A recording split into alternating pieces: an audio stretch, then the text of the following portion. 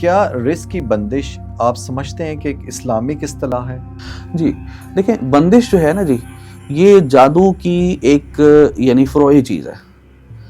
عام طور پر بندش کو نا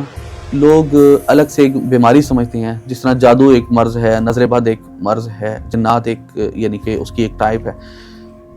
بندش الگ سے کوئی بیماری نہیں ہے، یہ جادو کی ایک قسم ہے یا جادو کا ایک ذیلی اثر ہے۔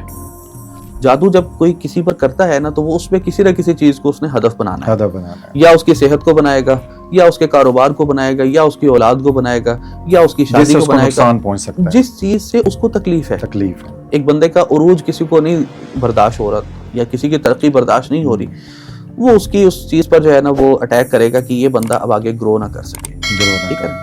اچھا، عام طور پر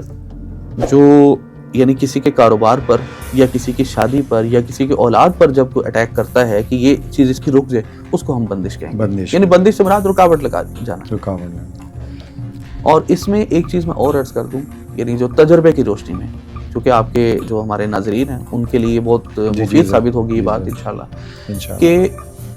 مرد پر عام طور پر جو بندش لگتی ہے وہ اس کے روزگار پر یا اس کے رشتے پر لگتی ہے،